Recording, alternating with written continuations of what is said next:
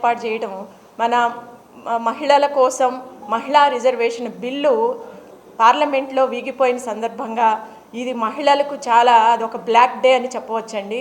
అసలు మహిళా reservation bill అనేది మహిళలకు రాజకీయ ప్రాధాన్యతను పెంచేందుకు ఇది ప్రవేశపెట్టినటువంటి చట్టం. ఈ మహిళా రిజర్వేషన్ బిల్ అనేది ఇది మహిళల సాధికారతకు చారిత్రాత్మకమైన నిర్ణయము. ఇది వచ్చేసి రాజకీయ హక్కులు, సమాన హక్కులు కల్పించేదానికి ఇది ఒక పెద్ద ముందడుగు అని చెప్పి ప్రధానమంత్రి నరేంద్ర మోడీ గారు ఇది పార్లమెంట్లో ప్రవేశపెట్టడం జరిగింది. అలాగే చట్టసభల్లో, శాసనసభల్లోనూ, లోక్సభలోనూ, శాసనసభల్లోనూ, కౌన్సిల్లోనూ మహిళల యొక్క గళం వినిపించడానికి ఇది సాధ్యమవుతుంది. ఇంకోటి, నిర్ణయాధికారాల్లో కూడా భాగస్వాములు అవుతారు.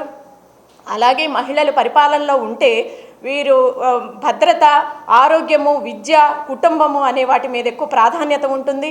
మహిళలు పారదర్శకత పెంపొందుతుంది. సంక్షేమ కార్యక్రమాలు కూడా మెరుగ్గా అమలవుతాయి. సమాజంలో సమతుల్యత పెరుగుతుంది. మహిళల్ని దేశ కుటుంబం నుంచి దేశ స్థాయి పాలనకి సమాన స్థాయిని కల్పించే ఒక పెద్ద ముందడుగు అవుతుందని చెప్పి, మహిళల అభివృద్ధి దేశ అభివృద్ధి అని చెప్పి, మహిళా సాధికారిత, సమానత్వము, ప్రజాస్వామ్యం, భారతదేశ ప్రజాస్వామ్య బలానికి ప్రతీక అని చెప్పి ఇవన్నీ ఆలోచనలతోటి మన ప్రీతమ ప్రధానమంత్రి నరేంద్ర మోడీ గారు పార్లమెంట్లో మహిళా రిజర్వేషన్ బిల్లుని ప్రవేశపెడితే ప్రతిపక్షాలు, కాంగ్రెస్ పార్టీ మిత్రపక్షాలన్నీ కూడా ఈ బిల్లును వ్యతిరేకించడం అనేది మేము ఖండిస్తున్నాము. ఈ సగభాగం 50% జనాభాలో మహిళలు ఉంటే 33% రిజర్వేషన్ ఇవ్వడానికి ఏంటి? వీళ్ళు ఎందుకు వ్యతిరేకిస్తున్నారు? ఇది మహిళలకు ద్రోహం చేసినట్లే, ఒక జాతికి ద్రోహం చేసినట్లు, మహిళా జాతికి అన్యాయం చేసినట్టు అవుతుంది. ఇది 50% మహిళలు, ఓటింగ్ శాతం 50% ఉన్నట్లే కదా. ఈ మహిళలు ఓట్లు వేయకపోతే మీకు రాజకీయ మనుగడ ఎలా సాధ్యమవుతుంది? మహిళలు ఈరోజు మహిళా రిజర్వేషన్ బిల్లును అడ్డుకున్న వాళ్ళు రేపు మహిళలను ఓటేయడానికి అడిగే హక్కు ఎక్కడిది? వాళ్ళకి అర్హత ఎక్కడుందని అడుగుతున్నాను. ఇది ప్రజాస్వామ్య ప్రభుత్వం. ప్రజాస్వామ్యంలో అందరికీ సమాన హక్కులు కల్పించాలి. 50% జనాభా నిష్పత్తిలో ఉన్న మహిళలకి 33% ఇవ్వడం అనేది రాజ్యాంగ హక్కు. అది మాకు సమాన హక్కులు మహిళలకి ఇవ్వాల్సిన హక్కు. అది ఇది ప్రజాస్వామ్య దేశం. ఇది రాజ్యాంగబద్ధంగా జరిగే చట్టం. ఇది అయితే అడ్డుకోవటం అనేది మహిళలు చాలా నిరసనలు వ్యక్తం చేస్తున్నాము. ఇది అయ్యేదాకా మేము కొనసాగిస్తాము. ఇది ప్రారంభం మాత్రమే. ఇది అడ్డుకున్న వాళ్ళకి రాజకీయ మనుగడ అనేది సాధ్యం కాదు, గుర్తుపెట్టుకోండి. వీళ్ళు ఎలా మహిళలు ఓటేస్తారు? మహిళలు 50% ఓటింగ్ ఉంది.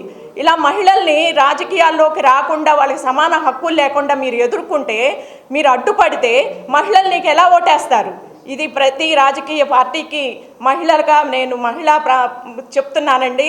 ఇది మహిళలకి అడ్డుపడి, మహిళల సమాన హక్కులకి అడ్డుపడితే ఇది భవిష్యత్తుకి రాజకీయ మనుగడకి ఏ రాజకీయ పార్టీకైనా మనుగడ అసాధ్యం అవుతుంది. ఇది మేము నిరసిస్తున్నాము, ఇది ఖండిస్తున్నాము. ఈ నిరసనలు ఇలాగే కొనసాగిస్తాము.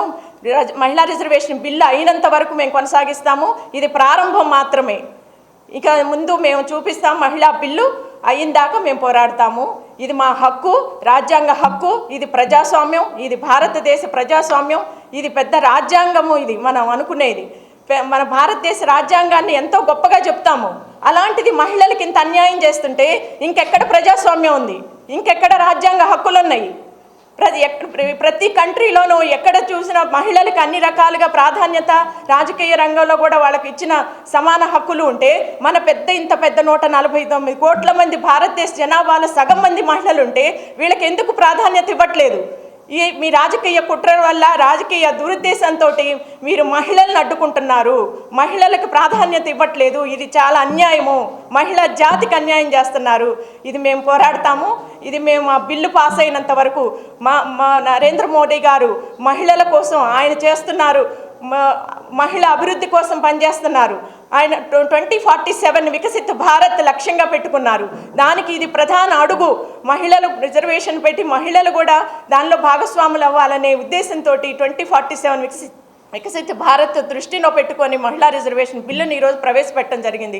అలాగే మన 2047 స్వర్ణాంధ్రప్రదేశ్ నారా చంద్రబాబు నాయుడు గారు కూడా మహిళలకు ఎంతో గౌరవం ఇచ్చి మహిళల అభివృద్ధి పదవిలో ఉండాలి, సమాన హక్కులు కల్పించాలనే ఉద్దేశంతో కూటమి ప్రభుత్వం ఈ మహిళా రిజర్వేషన్ బిల్లుకు వీళ్ళు సమర్థిస్తే ప్రతిపక్ష పార్టీలు మహిళా బిల్లుని అడ్డుకోవడం అనేది ఇది చాలా దారుణం అండి. ఇది బ్లాక్ డేగా మేము ప్రకటిస్తున్నాము. మేము ఇది కొనసాగిస్తాము, ఈ నిరసనలు కొనసాగిస్తాము. మహిళలకు ఓటు అడిగే హక్కు లేదు. మహిళా రిజర్వేషన్ బిల్లు అడ్డుకున్న వాళ్ళకి మహిళలను ఓటు అడిగే హక్కు లేదు, వాళ్ళకి అర్హత లేదు, వాళ్ళ రాజకీయ మనుగడ అసాధ్యం. ఇది గుర్తుపెట్టుకోండి. మేము ఇది కొనసాగిస్తాం, ఇది ప్రారంభం మాత్రమే.